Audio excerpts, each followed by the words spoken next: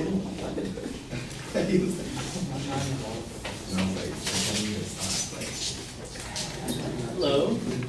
my name is Chris, and my partner and I are going to be discussing that the U.S. should implement a graduated tax structure on high sugar content products. I'll go over a few definitions, kind of give you an idea of what we're going to talk about. One of them is going to be obesity, which is a condition characterized by the excessive accumulation and storage of fat in the body. Another one is high fructose corn syrup, which is corn syrup to which enzymes have been added to change some of the glucose to fructose, and it makes the product sweeter than regular corn syrup. And then a graduated tax, which is any tax in which the rate increases as the amount subject to taxation increases.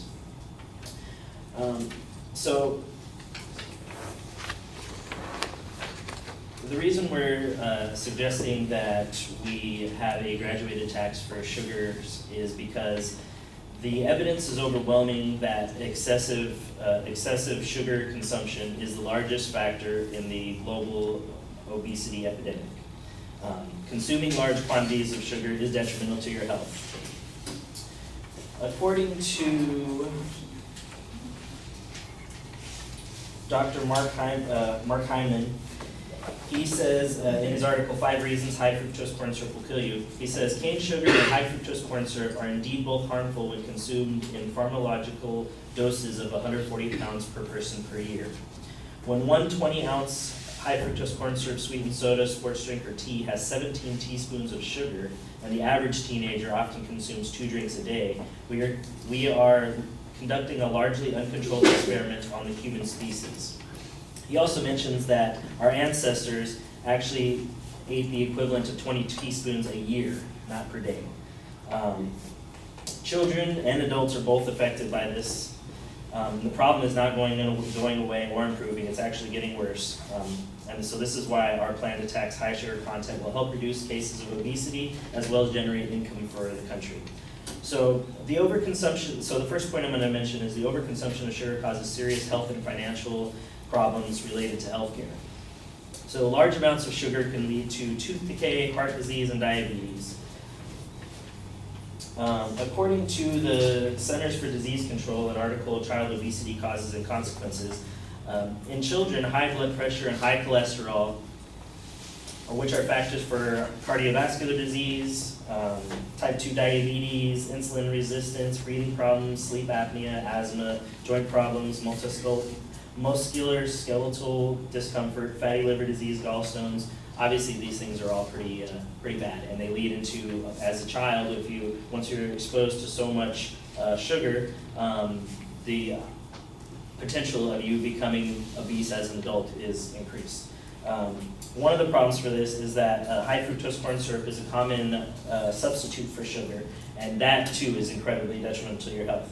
High doses of free fructose have been proven to literally punch holes in the intestinal lining, allowing nasty byproducts of toxic gut bacteria and partially digested food proteins to enter your bloodstream and trigger the inflammation that we know as obesity. And this was also according to Dr. Mark Hyman's article. According to the CDC and also to the National Institutes of Health, obesity and overweight together are the second leading cause of preventable death in the U.S. Approximately 300 deaths per year are attributed to this.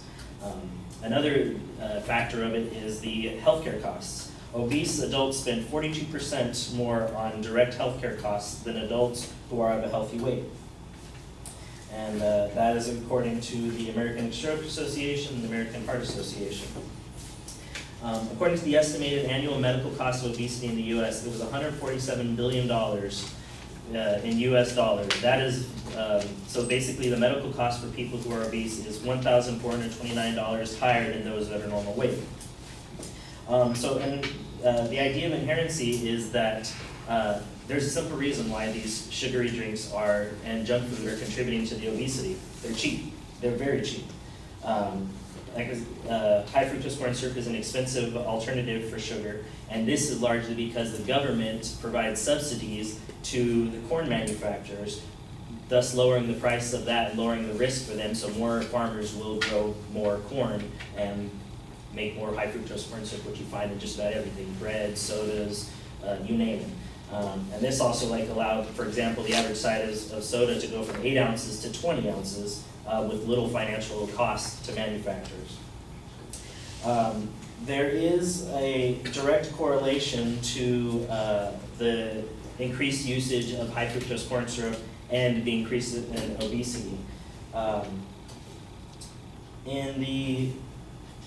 According to the history of high fructose corn syrup by Dr. Ali Morse, statistics from the U.S. Department of Agriculture show that the average consumption of high fructose corn syrup has increased from 15 pounds per year in 1970 to 43.5 pounds per year in 2010. It's used in a lot of products. It helps prolong the length of the shelf life of products, and also it does make them taste better, makes them sweeter. Another reason that the sugar is increasing this epidemic is that because the prices of those things go down on healthy foods, the prices of produce has actually gone up 50% in the last 3 decades. So our proposal is that if we enact a 10 to 20% tax on items based on sugar content, basically the more sugar in a product, the higher the tax. It also reduce the advertising of sugary products and foods to children. This should. There is an evidence of that in Mexico. They have what they call as a sugar tax. Sales of taxed drinks fell by 6% in 1 year. Sales of bottled water actually went up 4%, and then by December 2014 of the year they enacted it, soda sales were down 12% from the previous year. So the conclusion is obesity is an epidemic that is affecting the world and is largely brought on by the overconsumption of sugar. Our tax plan can help diminish this problem, and the money generated from this tax, which I'll touch on later, could be used to fund education about health, as well as many other programs that will be beneficial to the American people, thereby creating a healthier America.